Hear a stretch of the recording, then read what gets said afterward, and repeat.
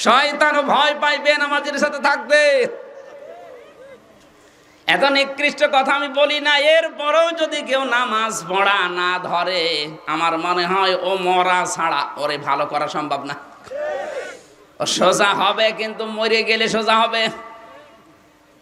আপনি যদি কোনো জায়গায় বাঁকা হয়েও মারা যান, আপনাকে কিন্তু মাটি দেওয়ার সময় ঠিক চকলেটের মতো মুড়িয়ে লম্বা করে সোজা করে মাটি দেওয়া হবে।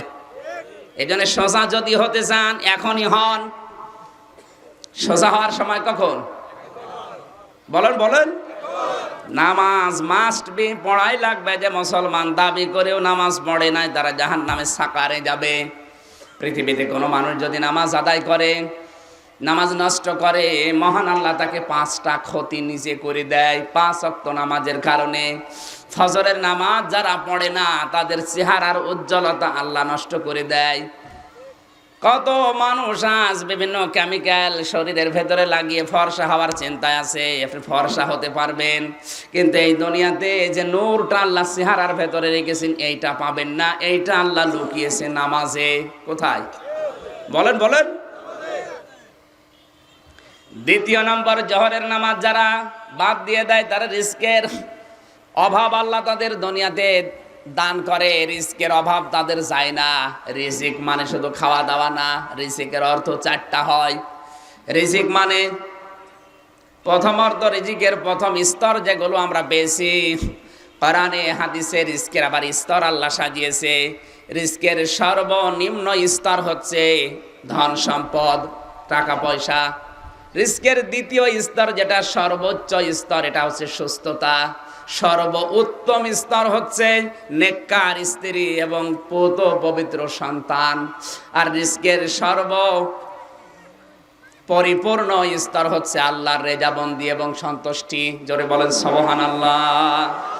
তাহলে জোহরের নামাজ যে লোকটা পড়ে না, তার এই 4টা বিষয় আমার আল্লাহ তার থেকে কেড়ে নেয়। 3 নম্বরে, আসরের নামাজ যারা আদায় করে না, তাদের শরীরের শক্তি আল্লাহ নষ্ট করে দেয়। এখানে শরীর মানে শুধুমাত্র 3.5 হাত বডি, এই শরীর না। এই শরীরের ভেতরে যতগুলো শক্তি আছে, কাজ করার শক্তি, যৌন শক্তি, আরো অনেক অনেক শক্তি দিয়ে আল্লাহ শরীর বানিয়েছে। সব শক্তি আপনার থেকে আল্লাহ আস্তে আস্তে কেড়ে নেবে। এজন্য আসরের নামাজ যারা পড়ে না, এই মানুষগুলোর শারীরিক, যৌন যত রকমের শক্তি আছে আল্লাহ নষ্ট করে দেয়। জোরে বলেন নাউজুবিল্লাহ। মাগরিবের নামাজ যারা পড়ে না, তাদের সন্তান আদি তাদের কোনো উপকারে আসে না।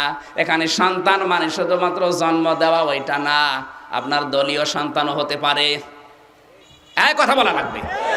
যারা মাগরিবের নামাজ পড়েন না, তাদের দলীয় সন্তানগুলো তাদের কোনো উপকার করে না। আরো মারা গেলে ওই দলীয় সন্তানের কারণে আপনার গুনার বোঝা, পাপের বোঝা ভারী হতেই থাকে। আপনি যদি মাগরিবের নামাজ সত্যিই পড়েন, আপনার দলীয় সন্তানগুলোকে আল্লাহ এমন ভাবে বানাবে, তাদের দ্বারা আপনি সাদগায়ে জারিয়া তৈরি করতে পারবেন। 5 নম্বরে, যারা এশার নামাজ আদায় করে না, তাদের ঘুমের পরিতৃপ্তি যেটা আছে আল্লাহ এটা নষ্ট করে দেয়। আপনি শুয়ে থাকলেই ঘুম আসবে, বিষয়টা এমন না। কারো ঘুমের ভেতরে এমন পরিতৃপ্তি আছে, এমন ভাবে তারা ঘুমিয়ে আছে, মনে হচ্ছে ট্রাকের টায়ার বাস্ট হয়ে গেছে, এমন ভাবে তারা ঘুমায়। আর কিছু মানুষ সিটাক্সিন খায়, কষিয়াম খায়, কত কিছু খেয়ে আছে, ঘুম আসতে চায় না। বিড়াল একটু লাফ দিলে ঘুম ভেঙে যায়। ঘুমের ভেতরে তাদের পরিতৃপ্তি নেই। এজন্য এশার নামাজ যারা পড়ে না, তাদের ঘুমের পরিতৃপ্তি আল্লাহ নষ্ট করে দেয়। জোরে বলেন নাউজুবিল্লাহ। আল্লাহ আমাদেরকে 5 ওয়াক্ত নামাজের গুরুত্ব অনুধাবন করে আদায় করার তৌফিক দিন। জোরে বলেন আমিন।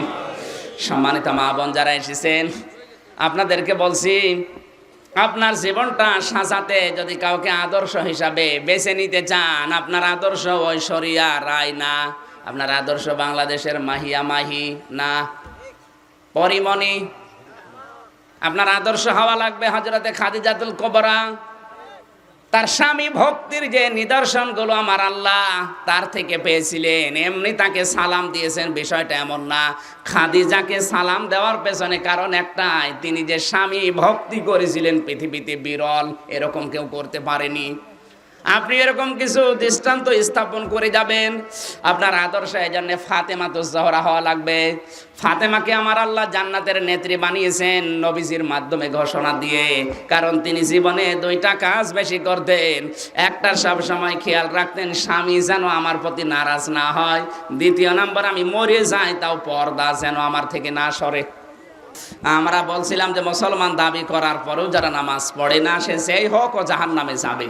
আল্লাহ আমাদেরকে নামাজে যত্নবান হওয়ার এবং নামাজের যে শিক্ষাগুলো আছে এগুলো নিয়ে দুনিয়াতে চলার তৌফিক দিন, আমিন। বারাকাল্লাহু লানা ওয়া লাকুম ফিল কোরআনিল